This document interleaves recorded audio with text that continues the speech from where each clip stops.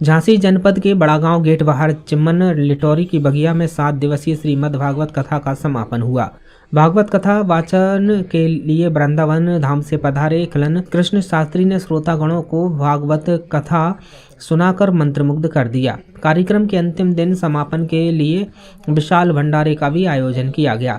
इस अवसर पर मुख्य अतिथि के रूप में समाजसेवी डॉक्टर संदीप सरावगी उपस्थित रहे।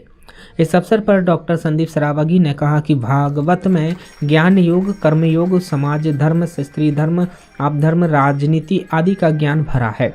यह एक ऐसा शास्त्र है जिसके सुनने और उसका अनुसरण करने से जीवन से संबंधित सभी प्रश्नों का उत्तर पाया जा सकता है। साधक को साधन मार्ग में क्या क्या संशय आते हैं, इन सब पर विचार करके भागवत पुराण का रचना की गई है। हमें इस प्रकार के आयोजनों में समय समय पर सम्मिलित होते रहना चाहिए और अपने आगे आने वाली पीढ़ियों को भी इसके महत्व को समझाना चाहिए, क्योंकि दूसरी सभ्यताओं का अनुसरण करते हुए हम अपने धर्म से विमुक्त होते जा रहे हैं, जो भविष्य में सनातन के लिए एक बड़ा खतरा है। हमें अपने वेद पुराण आदि धर्म ग्रंथों को कुछ समय निकालकर नियमित रूप से पढ़ना चाहिए। वहीं इन्हें पढ़ने से निश्चित रूप से आपके जीवन में सकारात्मक बदलाव आएंगे।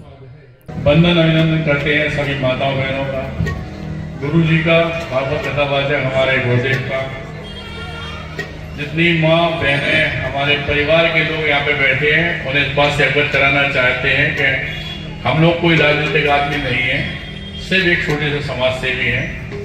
हम लोगों का सुबह से संघर्ष सेवा समिति के नाम से हम लोग सेवा का काम करते हैं। एसएन टावर झोपन बाग में हम लोगों का ऑफिस है, जहाँ पर किसी भी बेटी जिसके माँ बाप नहीं है, भाई नहीं है, उन बेटियों का कन्यादान तक हम लोग लेते हैं। श्रृंगार हम कराते हैं, उसके दुख में सुख में काम करते हैं।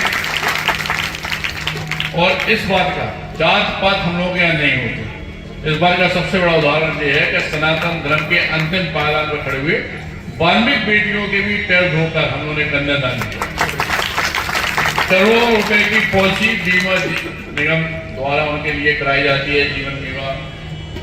अगर वो बेटियां राखी बांधने के लिए हम लोग के ऑफिस में आती हैं तो स्थिति ये है कि सारी किस्तें हम ही लोग, पढ़ाई लिखाई हो किसी बच्चे की, वास्तविकता में आगे बढ़ना चाहता हो, इस देश को गौरवान्वित करने का काम कर रहा हो, बुंदेलखंड की धरा को गौरवान्वित करने का काम कर रहा हो, तो वहां पे भी हम लोग तन मन धन सारी चीजों से उनकी सेवा करते हैं।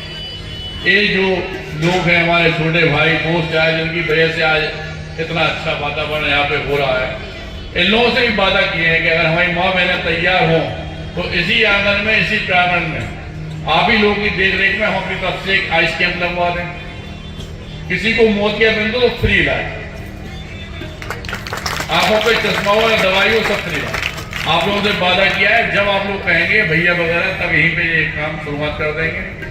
जनता सेवा से जुड़े हुए कोई भी काम, हम लोगों का जीवन है इसीलिए कि सिर्फ सेवा करना और संघर्ष करके अपनी जिंदगी जिए, इसलिए संघर्ष सेवा समिति नाम रखा है।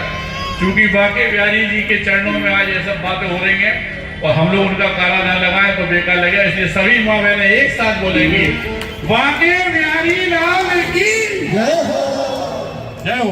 और धन्यवाद करना चाहते हैं और सभी माता बहनों से एक बार दोबारा यह आग्रह करना चाहते हैं कि कभी उन्हें लगे कि अपने परिवार के सदस्य के रूप में, अपने बेटे के रूप में, भाई के रूप में किसी जरूरत है तो एक बार एसएन टावर झोपन बाग पर आकर जरूर बात कीजिएगा।